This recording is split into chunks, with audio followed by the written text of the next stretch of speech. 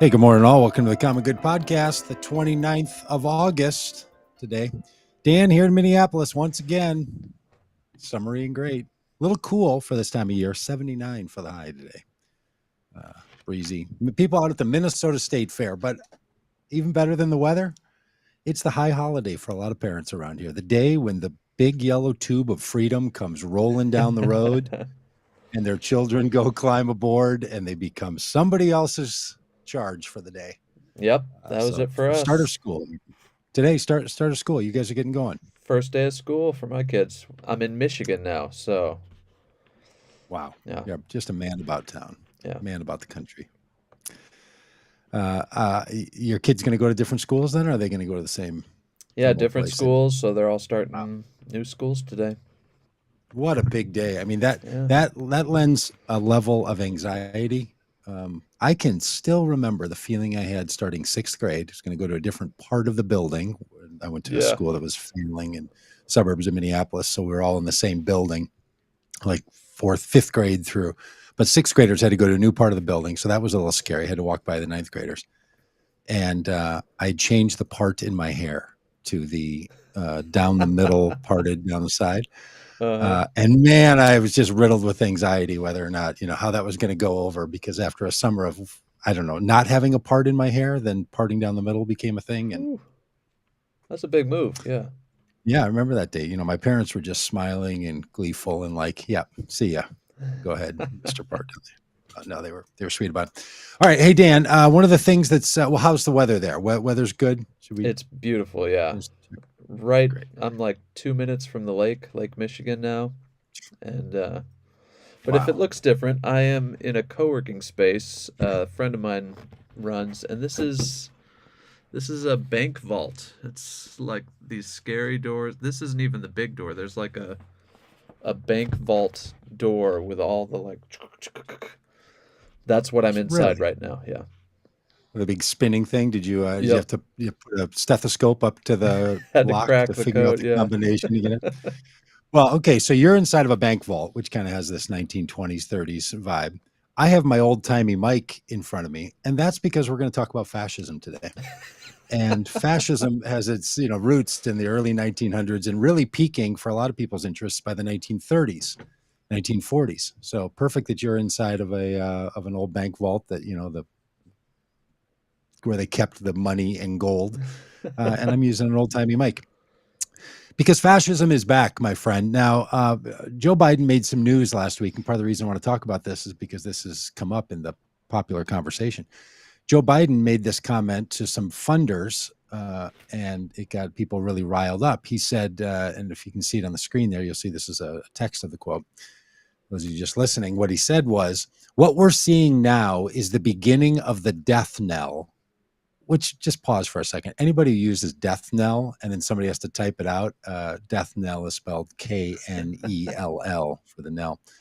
I always thought it was death nail, but it's not. Okay, so what we're seeing now is the beginning or the death knell of the extreme MAGA philosophy. It's not just Trump, he says. It's the entire philosophy that underpins and I'm going to say something, Biden says, it's like semi-fascism. Well, that caused a big kerfluffle in the political spaces. People on Fox News are demanding an apology from the president for calling Republicans Sure. fascist. The governor of, I think, New Hampshire, named Sununu, is out shaking his fist at Trump, saying, "How dare you apologize to all of these Republicans who aren't that way?" Well, he was suggesting that there's a MAGA philosophy, the Make America Great Again philosophy, the Trumpist philosophy. So some people are ragging on him about that. Other people are jumping on him about using the word semi before fascism. They're like, no, They're it's saying, full blown. you don't have to qualify You don't have to this. soft This is pedal this. this is not semi-fascism. This is full on, full bore fascism. So I want to talk a bit about that today. And also Saturday night, my wife and I were with some friends and family out at a restaurant, and the people that were going to take our table after us, because we're in one of those fancy food court areas where you have to hang around till someone frees up an outdoor table and then you take it over. And the person who came and sat down with us, these were people sort of, I mean this in the most generous, kind, and approving sense, kind of your hipster fashion.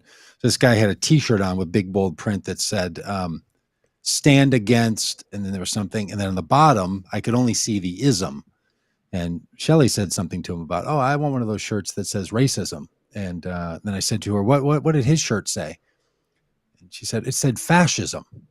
And then she said, "Oh, and what is that? Like that's bad, right? That's what we're against fascism. Fascism is not a good Right. thing." Like, and I think that represents where a lot of people are, right? You hear something like, "Don't be such a fascist." Republicans call Democrats fascist. Yeah. Republicans call Anthony Fauci a fascist, right? So this gets thrown around, and we don't often understand. So I thought we'd spend 30 minutes or so here sort of engaging in this conversation. So we're Yeah. going to have to go back in time a bit to get some little bit of beginning. That's the 1930s business, and then pull forward to our current period. So glad you're along for the ride. On the chat, I can see that Jim is saying hello from Ventura, California, and Alex from Florida, and Kay from Ohio, and from Michigan and from Minnesota. This is just interstate commerce that we have going on here. All right. If you were to go to Wikipedia, and I'd suggest, that you either do it now, keep your browser open, or, make sure you get your YouTube app open, and head over to Wikipedia and type in fascism. What is fascism? Well, the first entry that comes up, sort of the standard one, that is the definition, includes a picture of Italian dictator Mussolini and German dictator Adolf Hitler. So it starts there. Now, it's not starting there because it's using fascism as a derogatory term. As it turns out, Mussolini is the one who coined the phrase as a positive phrase. The meaning of the word goes back to an Italian word, which is rooted in Latin, which means a bundle of sticks or twigs that are sort of pulled together. So what Mussolini was saying was they needed in the early 1900s in Europe a different way to organize than what was seen as the libertine version of liberalism, of popular democracy, or the liberal version of democracy, what we now call liberalism. Liberalism, not in the conservative political spaces of today, but the idea that you had a self-governing people that was afoot. And Mussolini said, no, we can't have that. What we have to have instead is a strong leader, somebody who's going to dictate for all the people, so the people can stay about their business. They can worry about their little associations, and then someone will kind of run the place. But you can't have everybody chiming in on running the place. It just doesn't work. Now, that's an important note to hang on to, because that's what a lot of us are hearing today, right? Is, hey, we can't have just everybody voting. We have too many people voting. We have people that shouldn't be voting. We have to get some control over this. The reason that progressives like me and others call the movement of Trumpism fascist, or Biden would say semi-fascist, or some people would call it neo-fascism, or a new version of fascism, or a novel version of fascism, is because it starts to borrow the very notions that Mussolini and Hitler and others thought was a better way than a liberal democracy. Now, there's other versions of government in our world, right? Than democracies. There's authoritarianism, there's dictators, there's fascists.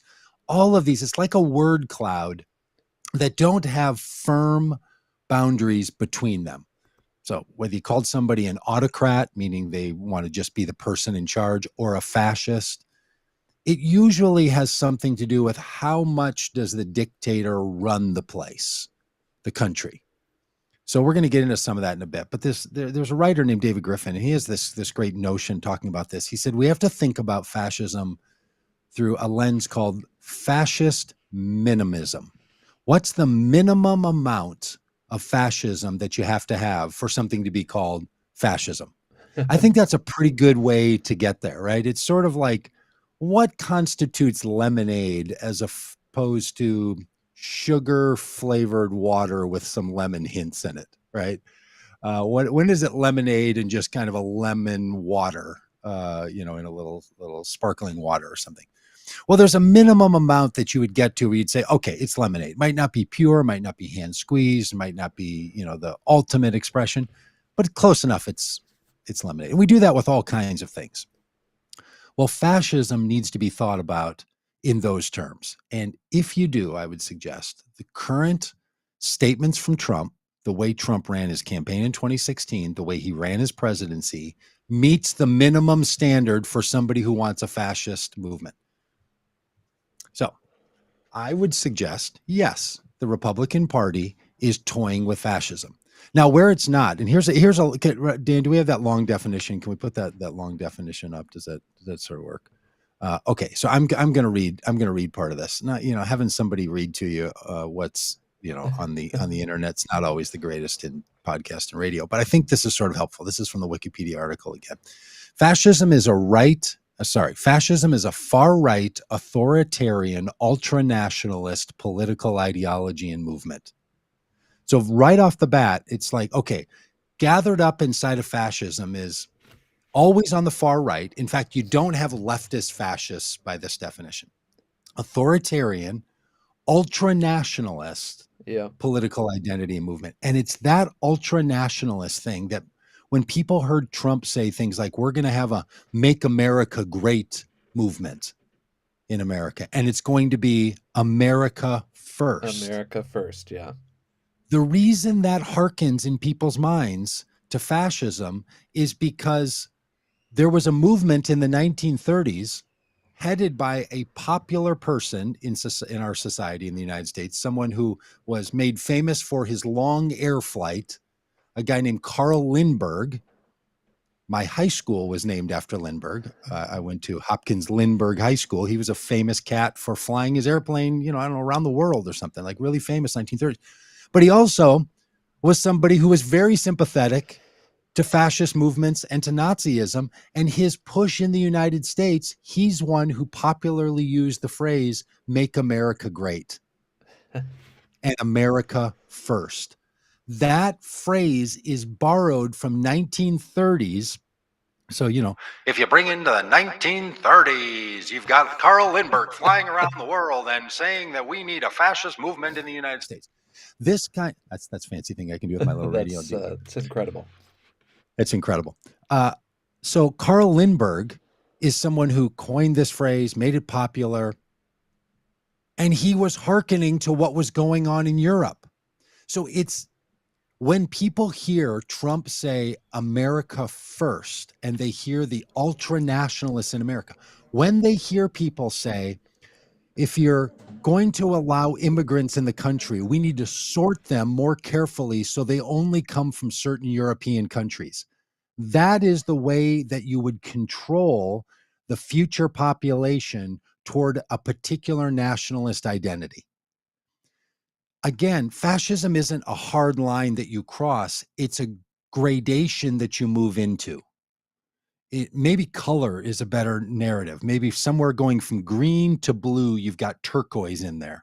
So if Mussolini and Hitler were deep royal blue, what the current Republicans are kicking around is something that's aqua blue, and it doesn't fit inside the United States, even though the aqua blue people have been pitching this stuff for a very long time, but not in totality. They don't take all of the totalitarianism and put it forward. Instead, they take little pieces of it and craft it together. All right. So should I keep reading? Sure. Okay. Because that was like half of the first sentence. So it's a far-right, authoritarian, ultra-nationalist political ideology movement characterized by a dictatorial leadership, centralized autocracy, militarism, forcible suppression of opposition, belief in a natural social hierarchy. Some people are just better off than others. Some people are just smarter. Some people are just more capable. And then the subordination of individual interests for the good of the nation and race, and a strong regimentation of society and the economy. Okay, so those are the kind of qualities that set up a fascist lean. Now, here's where what the current Republicans are not talking about, and that's this other part of fascism that has to do with how we're going to organize our society. So when it comes to the economic side of fascism, most fascists would also want the government to lead and to control the economy. So any, self-respecting fascist leader is not going to ask for business to be freed up to do whatever it wants to do, right? That's not going to work well for a fascist leader. So what they would often want to do is to control the economy. This is why if you ever hear people on the right say to progressives or liberals, you're a fascist, what they're zoning in on is the idea of socialism. They would say socialist movements can be fascist movements. Now, a socialist movement, which I don't advocate for, we're nowhere close to it in the United States. We have a full capitalist society, I can assure you. A socialist movement says that certain sectors of the economy should be run by the government. But you can have an economic capitalism and a fascist leadership. What Trump has done was blended together the leadership components of fascism, authoritarianism, nationalism, protecting America against all others, because as a way to show that America is its pure self. Who are we really? All that conversation reaches the minimum level of fascism. Economically, however, it's not using fascist ideas of controlling the economy. So this is why someone like Biden wants to use the term semi-fascist, or they're not fascist in economic arguments, some people would say, yet, but they are that way when it comes to the leadership. And what freaks people out, and the reason that I'm freaked out right now, is the one thing that a fascist movement would do is say that the leader is the one who's in charge of the law, not the person who's subject to the law. Yeah. The thing that keeps the United States from ever going down the road of any kind of fascism as a political movement, or authoritarian as a style of leadership, or a dictatorship, is that the leaders in our country are subject to the same laws as the rest of us. You don't get a pass.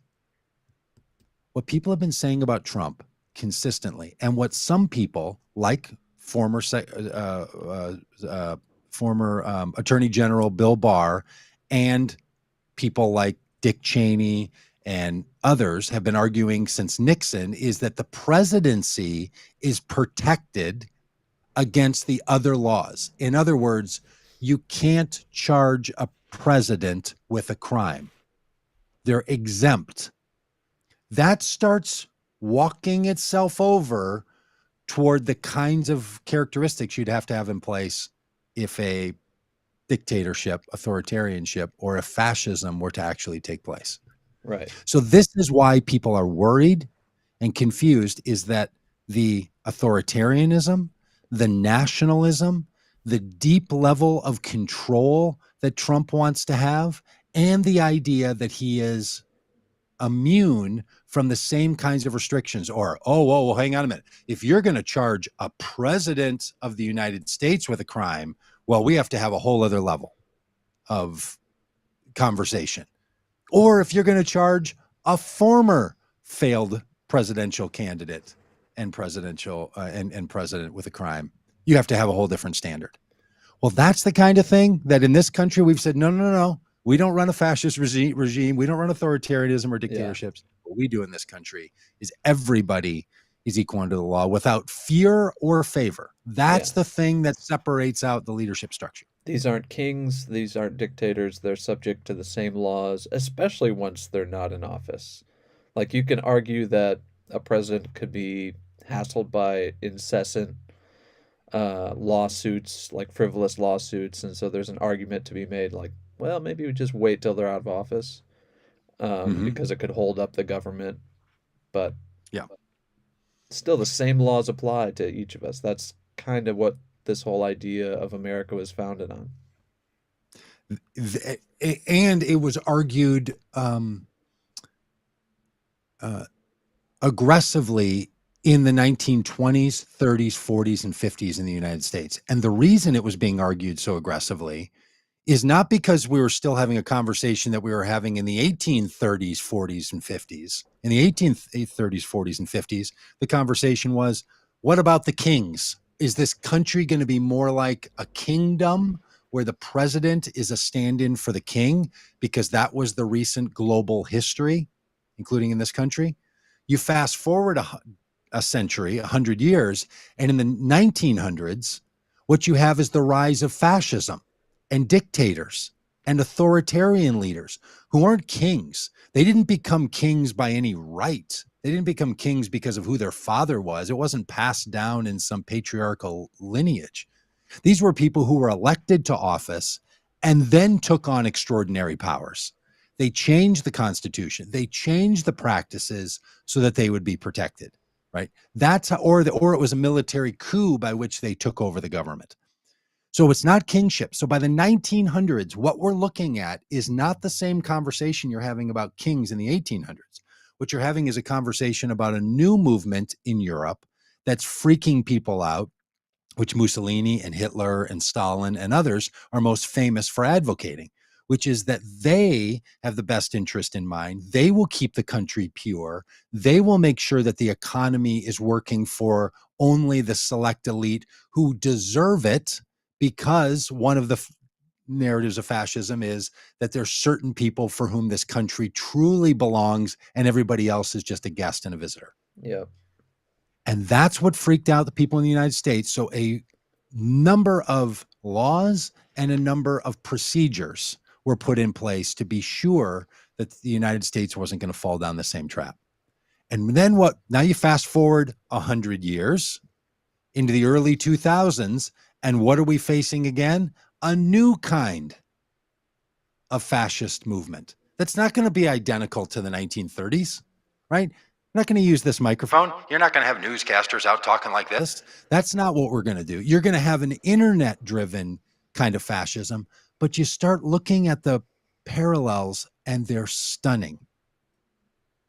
Lindsey Graham said this week, if Donald Trump is prosecuted for having these documents, there will be riots in the streets. As if that would be a good thing, because the people should fight back, because Donald Trump can't be prosecuted like this. I mean, he's a former president of the United States. I mean, my goodness, you can't go off, having this man be prosecuted just like some common criminal. He's not some common mob boss. Who is this man? He's above. Why is he being treated in such a disrespectful? Because he broke the law. Yeah. And this is the thing. Do we say in this country that we're going to have a fascist movement that's going to decide who's in charge and who the country's really made up of? And I know that fascism is an extraordinary claim because people are afraid of it in this country. But the reason they're afraid of it is because it's a possibility. And the things Trump has done and the things he continues to do, and now the basis on which he wants to run and the basis of which the Republican Party is coming behind him, man, it is not at all reactionary or extremist to say that's what this looks like. And to all my friends on the right who want to say, what about Hillary? What about all the other people? Go ahead and make the same, lay them out on a piece of paper. What are the fascist minimums that the Trump movement has called for and has practiced? And what have any liberals done? Go ahead and tell me about emails and about riots and see if they match. See if what happened in my beautiful city of Minneapolis or up in Seattle, where people are calling for racial justice and the police to stop executing people on the street. See if that compares to an insurrection. Go ahead, lay it out. See if somebody having their own email server in their basement so that they don't just have to use Gmail, which, by the way, a bunch of you people who are scared of the big brother tech are also using your own servers in your basement. So but go ahead and lay that out versus having 187 documents that were confiscated the first time, and then the FBI had to go back in to get 15 more boxes. Go ahead and see if those things match up.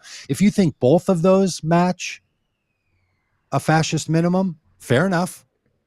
then you got fascism on both sides. But don't try saying you don't have fascism on the MAGA side, because if you think that anything that Hillary Clinton did in 2014 when she was Secretary of State ranks to this same level, then you can conclude we have a fascist attack on both sides.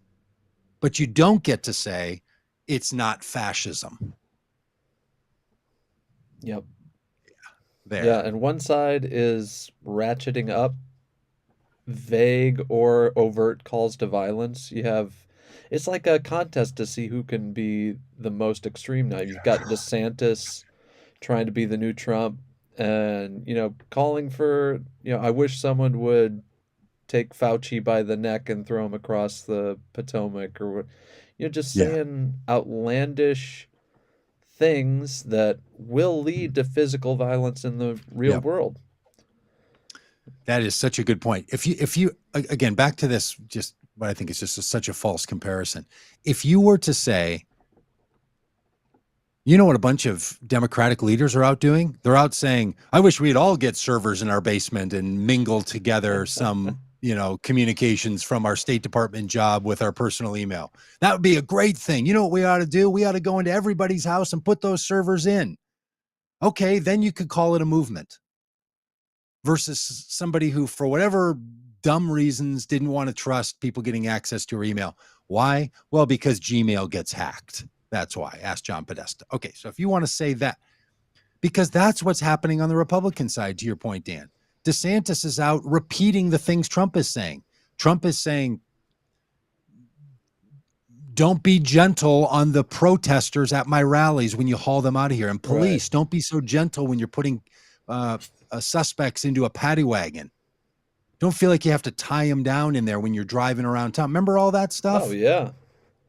That's the stuff DeSantis is saying. Now you've got Greg Abbott wanting to run for the Republican nomination, pre-run for that. So he's now taking people who've come into this country seeking asylum and protection as a refugee, putting them on buses and sending them up to New York and saying, like, you take these dangerous criminals, because that's now what we're doing, is calling outsiders dangerous criminals. One of the signs of a dictatorship, of a fascist movement, Yeah. is that they're going to otherize immigrants. That is like minimum number one.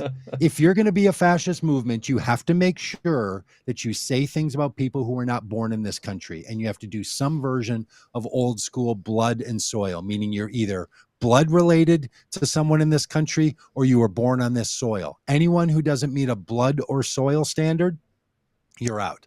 This is what was a big deal in 2017. When the Unite the Right rally and Trump got together with all those white nationalists, this is what people were talking about. Yep. Freaking out about this very thing. So look, I mean, is the full-on are the Mitt Romneys and the Lisa Murkowskis of the world wanting to have a fascist movement? No, they don't want a fascist movement. But Does they're Marjorie also Taylor being Greene and voted Lauren out. Boebert? Yeah. What's that? I said the Liz Cheneys of the Republican Party are being voted out. The people that are Totally. saying this isn't where we want to go as a Republican Party, the electorate is saying, no, we're going to go more extreme. And that's the direction it's going. It's becoming increasingly extreme. And if you thought it was going to peak when Trump was president and people we have to do everything we can to keep him president, like even, attack the Capitol when they're counting the electoral college votes to make it legally official that Donald Trump will have to exit the White House on January 20th at 11:59 a.m. You know what's even worse? Trump can't be prosecuted once he's done being president. You still can't prosecute the man. Now, I've been long for saying in this country, we don't want our presidents with an orange jumpsuit and a prisoner ID number in their mugshot. That's bad for this country. They're going to have to negotiate a punishment that fits the political situation. But that's not the same thing as saying that someone shouldn't be prosecuted. Right.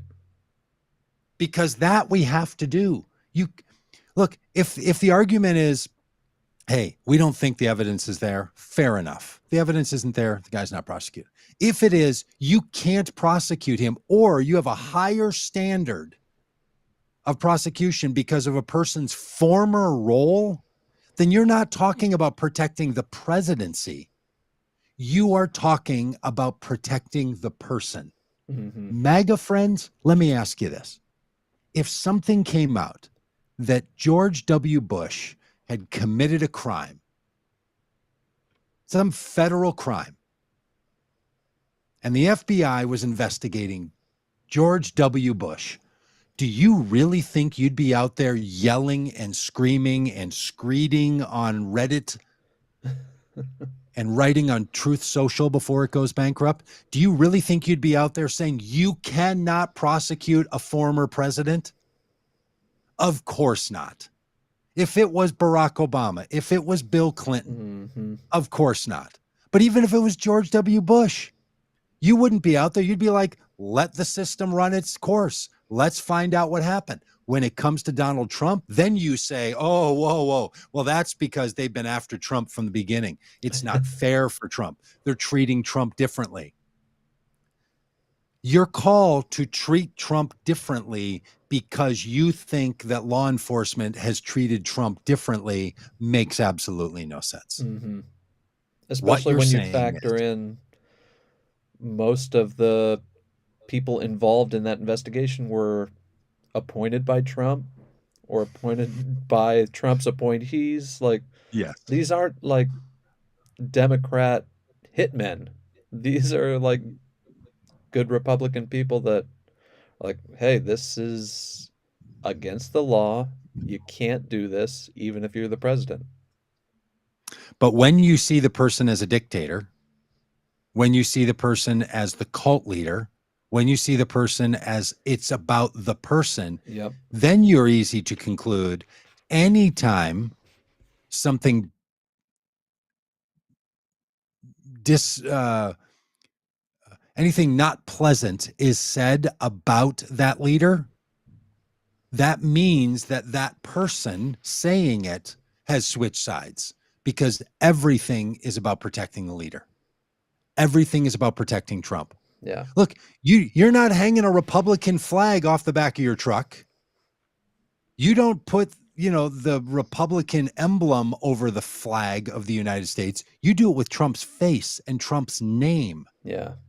So what this is about is your commitment to Donald Trump, not your commitment to anything else. That is what makes this all feel like a fascist movement. So for you people that think some of us are just overly Trump deranged, it's because so much of our future democracy is hinged on a small percentage of people who've been overly committed to the cult leader, Donald Trump, that if they don't move, elections are not going to go in a way that's going to favor non-fascist democracy. Hmm. There's a list. If you went on the Wikipedia page, you'd see a long list of core tenets of fascism, and it's long. It's because it's fascism again is this like word cloud that when you get enough of the phrases, you're like, okay, now we're talking fascism, right? It's not a singular effort. It is really complicated gradation. But if But this once were you're a in it, like a you're in it. fascism bingo card, like you'd you couldn't go 5 turns without getting a bingo. This is just a what's what of the Republican Party. And oh, it turns out these are also the core tenets of fascism. Yeah, paleogenic ultranationalism, nationalism, imperialism, militarism. Remember when Trump wanted to have a military parade?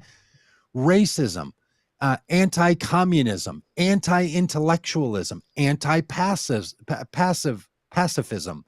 I am one, I can't even say it. Chauvinism, all the isms. Yeah. Conspiracism, direct actions of violence, social interventions, call for new levels of social order, irrationalism, machismo, perpetual war, propaganda, popularism. These are all the kinds of core tenets that make up fascism. And that analogy of a bingo card is great. So this is why people, in their intellectualism are like, hey, we can't live in a world that has a neo-fascist movement. And people are like, I don't even honestly know what that is. We're against that, right? Fascism's the bad thing. I mean, it's not socialism, which some people said was a bad thing when I was a kid, but now I think some people are saying democratic socialism is a good thing. So now I'm a little bit confused. Fascism, though, that's just always bad, right? Like, this is what's going on from your average Hmm. person just kind of kicking around, listening to National Public Radio, but bouncing between news and the alternative music station that they also provide for you. So you can just be entertained endlessly. So people, they're not walking around thinking about 1930s, 1950s, 1840s, fascist and king returning movements. But in 2022, one is at our doorstep because so many of the core tenets of all of this is what it's up to. Yeah. So why did Biden say it? Because it's finally reached the level at which Biden then gave political permission for people running for office to start to hint that a fascist accusation against the current Republican MAGA movement is warranted. And I totally agree with him. Hmm. I think it's safe to say. But you can't say to yourself, therefore, Trump is Hitler or Trump is Mussolini or Trump is Stalin. It's not a one for one. We're talking about a 2020s movement of fascism, not a 1920s movement of fascism. Yeah. And, what a difference a century makes. And it's Mm. in the United States as opposed to anywhere else. And guys like Lindbergh, they were marginalized. Guys like Trump, they're lionized. Yeah. That's the difference in the current Republican Party. Yeah, and I think there was a moment where we thought, a lot of us thought, that when Trump left office, the blinders would be lifted, the curse would be lifted, and people would sort Yeah. of come to their senses and be like, wow, I can't believe we went along with that guy for so long. But people have doubled down. And like you said, it's not about the Republican Party, it's about this was our guy, and we still want him to be in charge. And Yep. that's what's really troubling. Yes. Or even worse, he still is in charge. He really is the president, and he's in exile and has to get back into the White House. Yeah. And if you just say to yourself, "Oh, come on," the most fringy of fringe people think that. Yeah, they don't. When they say, I don't think the election was fair," they also finish that with, Trump is still the president. He was elected. He wasn't sworn in. He still needs to be sworn in, but he's a president in exile. I mean, it's just full on fascist cult nonsense. Yeah. Hey, happy Monday, everybody. Enjoy your ride into Labor Day weekend. And, when you're thinking about the labor workers and the Labor Party, remember, it's fragile around here. Yeah, just remember as you're Us- celebrating your weekend off, it wasn't the fascists that gave it to you. That's right. It wasn't the fascists. That's a great slogan. Hashtag it wasn't the fascists that gave it. Other than a screed against a duly enforced legal order from the legal system of the United States, then that becomes the Gestapo. And I know everybody throws around Germany. Of course they do. We should. We should never let ourselves forget it. But there is nothing on the left that reaches a fascist minimum. And there's Yeah. all kinds of things on the right that reach it. Elias has a comment in the chat. It says, any chance you can do a segment on Dominion theology, Dominionism, and how that was the origin of this extremism? I think that'd be great. Yes. We will do that. That's a great idea. It is. That's a window into the code, if you borrow this metaphor, the code that has written the software on which so much of this, especially Christian religious support for Trumpist extremism, even fascism and violence, comes from. There's a reason that they lean into that, and this Hmm. dominionism is the heart of it. And it's dangerous in this sense, and we will do a whole segment on it. But it's dangerous in this sense that it's one of those things that Trump is totally into. He's doing it, and he doesn't understand it at all from the dominionism side.